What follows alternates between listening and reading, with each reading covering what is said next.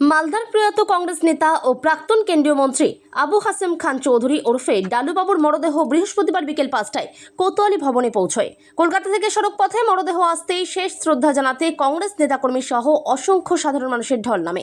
শুধু কংগ্রেস নয়, তৃণমূল ও অন্যান্য রাজনৈতিক দলের নেতারাও উপস্থিত ছিলেন।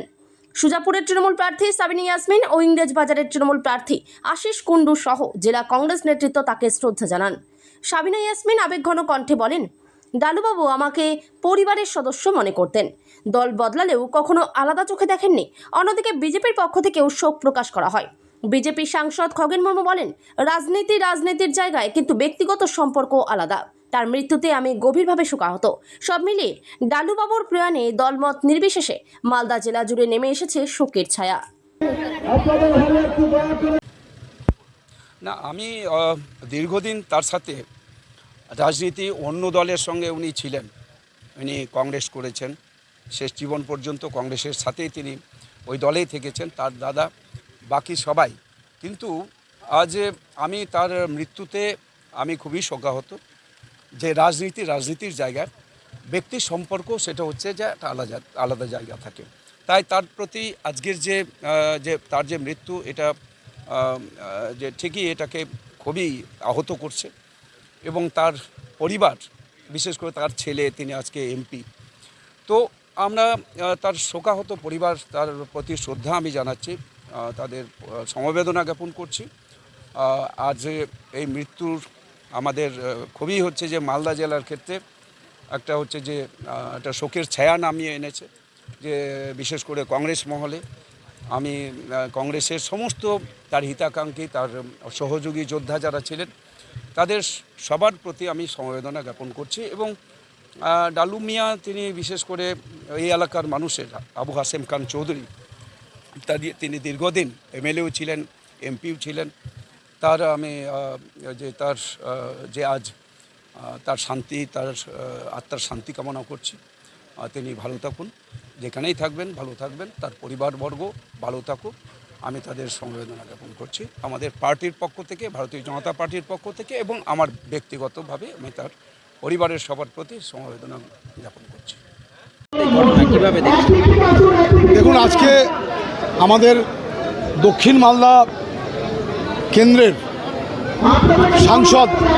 প্রাক্তন সাংসদ আবু হাসেম খান চৌধুরী গতকাল রাত্রেবেলা তার মহাপ্রয়াণ হয়। তিনি ইহলোক ছেড়ে চলে যান। আজকে তার মরদেহ এই কোতোয়ালি বাসভবনে এসেছে। আপনারা শুনেছেন সকালবেলায় আমি আমাদের বিধানসভা কেন্দ্রের, ইংরেজবাজার বিধানসভা কেন্দ্রের যা পূর্বঘোষিত কর্মসূচি ছিল সেগুলো আমরা বাতিল করেছিলাম। কারণ আমাদের মধ্যে রাজনৈতিক প্রতিযোগিতা থাকবে, কিন্তু সবার আগে আমরা মানুষ। আবু হাসেম খান চৌধুরীর এই প্রয়াণে আমরা তৃণমূল কংগ্রেস শোকাহত এবং মর্মাহত।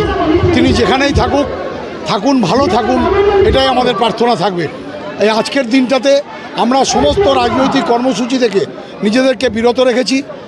ডালুবাবুর, আমাদের আবু হাসেম খান চৌধুরীর মরদেহ আসার সাথে সাথে আমাদের দলের সর্বস্তরের নেতৃত্ব আমাদের পুষ্পার্ঘ প্রদানের মাধ্যমে তাকে শ্রদ্ধার্ঘ্য অর্পণ করতে চাই।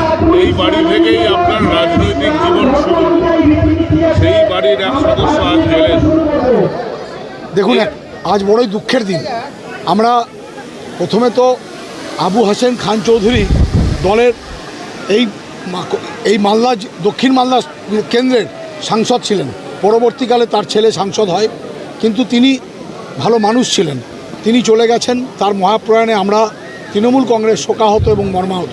আমাদের মধ্যে রাজনৈতিক দ্বিমত থাকতে পারে, রাজনৈতিক আলাদা সুনির্দিষ্ট কর্মসূচি থাকতে পারে। আমরা মমতা বন্দ্যোপাধ্যায়ের নেতৃত্বে সারা বাংলা জুড়ে উন্নয়নের কথা বলবো। অন্য দলরা তাদের নিজস্ব নির্দিষ্ট যে কর্মসূচি আছে তারা বলবে। রাজনৈতিক মতদর্শ আলাদা হতে পারে, কিন্তু আবু হাসেম খান চৌধুরী আজকে তার যে প্রয়াণ, তাতে আমরা দলীয়ভাবে শোকাহত এবং মর্মাহত। আমরা একটাই জিনিস প্রার্থনা করি ঈশ্বরের কাছে, আল্লাহ তাআলার কাছে, ডালুবাবু যেখানেই থাকুক, আবু হাসেম খান চৌধুরী যেখানেই থাকুক, তিনি ভালো থাকুন।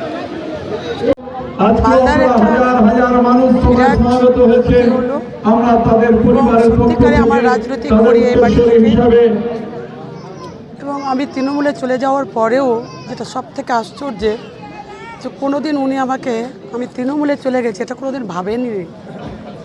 সবসময় আমার সঙ্গে আগেও যা ব্যবহার করতেন, আমি তৃণমূলে চলে যাওয়ার পর ঠিক একই রকমই আমাকে ভালোবেসেছেন। তো আজকে আমি যতটাই বলবো খুব কম বলা হবে।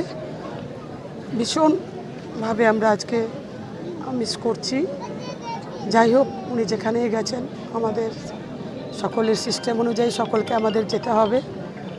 ওনার মাগফিরাত কামনা করছি, ওনার পরিবারের প্রতি সমবেদনা জানাই, মানে সকলেই এই দুঃখ বেদনা এটা কাটিয়ে উঠে যেন আবার সুস্থভাবে সবাই এগিয়ে যেতে পারে, এটাই কামনা করব। তবে ডালুদা আমি কোনোদিনও ভাবিনি ডালুদা অন্য কোনো দলে, আমি কোনো অন্য দলে। কোনো সময় আমি যখন বেগবাগানে যেতাম, উনি যখনই বাড়ি থেকে আসতেন, আমি না থাকলেও আমার মেয়েদেরও দাঁড়িয়ে উনি খোঁজ নিতেন সামনে দাঁড়িয়ে।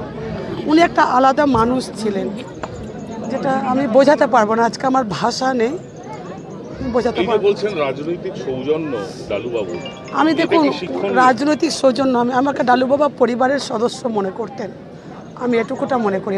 রাজনীতির জায়গায় আজকে আমি রাজনীতির কথা বলবো না, কিন্তু উনি কমপক্ষে আমাকে সবসময় পরিবারের সদস্য মনে করেছেন। তৃণমূলে যাওয়ার পরেও কোনোদিন আমাকে আলাদা করে দেখেন।